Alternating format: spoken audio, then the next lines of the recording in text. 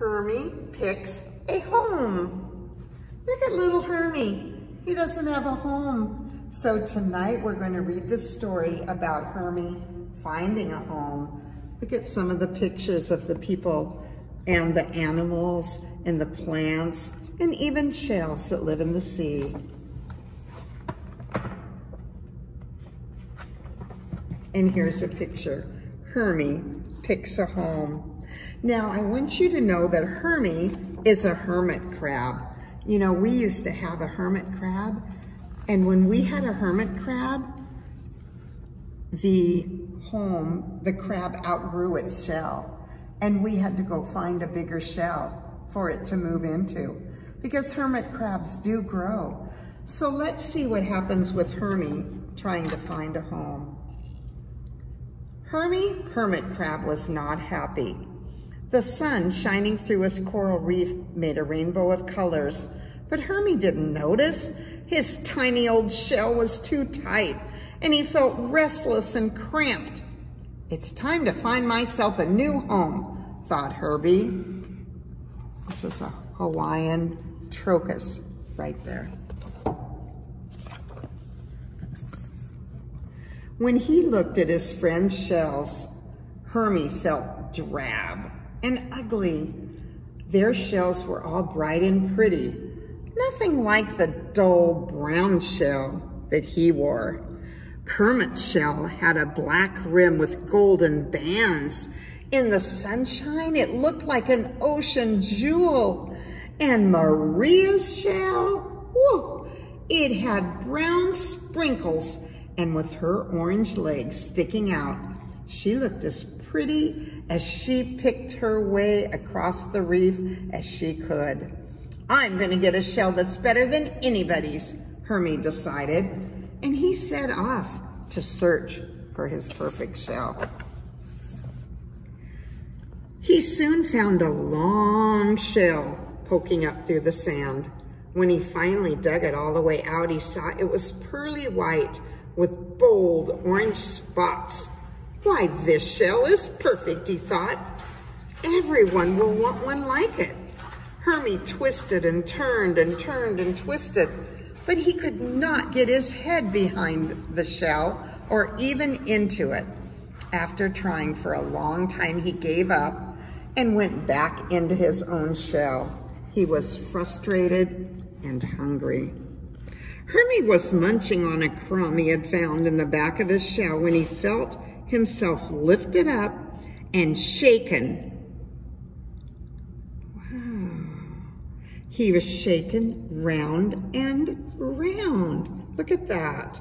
He peeked out and saw he was upside down, and he was in the hands of a big, scary crab.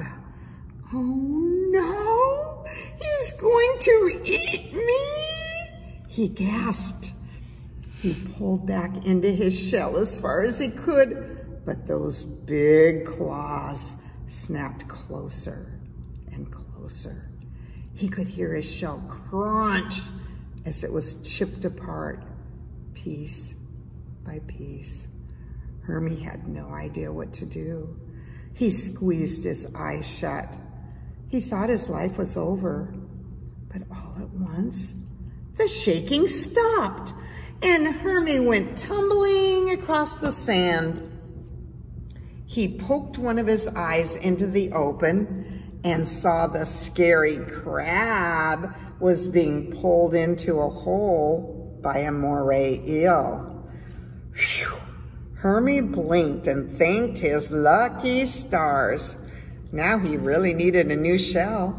The one he was wearing was even smaller and all the edges were jagged. Hermie decided to get as far away from the sand as possible. He climbed up on the reef and came across another empty shell. This one was also white, but it had long black spikes sticking out all around. Hermie grinned as he thought how jealous his friends would be. They will all love this shell, he thought, while he slid inside. He climbed to the top of Reef to show it off, but as he stepped across a dark crack. He slipped and fell. Now, in the past, this had never been a problem. Hermie had always been able to reach out and turn himself around. But this time, these long spikes, they got caught up in the coral. See, it's on the coral and the spikes are all caught. And he could not do anything to get loose. Uh-oh, he thought. Now I know why nobody uses this kind of shell. It was getting dark, and there was no way Hermie was going to crawl out to get his shell unstuck. He would wait until there was light in the morning. He pulled back as far as he could into his shell and just stared into the dark. Next morning, Hermie poked his eyes out of the shell and looked around. Whew, no scary crabs in sight. He climbed out and rocked that spiny shell back and forth until it was out of the coral. With a sigh of relief, he backed into the shell and drifted down to the sand below. A huge, spirally shell lay by the edge of the reef. Hermie scurried over to give it a quick inspection. He was happy to see it was empty. Whew, he thought, my friends will think this shell is great. Well, Hermie climbed right inside, and he loved all the space. Once again, he decided to climb to the top of the reef and show off his new home. But this time, even after grunting and groaning and pulling and tugging, Hermie could barely move. His new shell was too big and way too heavy. He got so tired he decided to take a little nap and try again later. Hermie woke up with a start. Something that looked like a giant worm covered with suckers was crawling into his shell. And then Hermie saw another one. And then another. Oh no! Hermie's heart almost stopped. It's an octopus! It's going to eat me. Hermie squeezed back, and farther back into his shell, but he knew he could never get away from an octopus. But look, good news, guys. Look it over here. He pressed again against the back of his new shell with no idea what to do. The creeping tentacles of the octopus whipped backwards in a cloud of swirling sand. Hermie was very scared, but he made his way to the opening just in time to see a really big fish swim away with the octopus in its mouth. Hermie lay panting on the bottom of his shell, just staring into the ocean. Well, what are you gonna do now? Said a deep voice. What? Hermie crawled to the very edge of his shell and saw two eyes poking out of a dark cave. The word's really low, I can't quite read it. What do you mean, and who are you? I'm tiny, said the voice. Hermie squinted his eyes and saw the voice belonged to a very big lobster. You don't look very tiny to me. Hermie stared nervously at Tiny for a few seconds. Well, I'm Hermie, and I'm having a terrible day. I can see that, Tiny, in his not-so-tiny voice said, but you are a very lucky hermit crab. How can you say that? I don't feel very lucky right now. Hermie told Tiny everything that had happened to him since the day before. I think I can help you, said Tiny. The reason you've been having so much trouble is that you're doing things for the wrong reasons.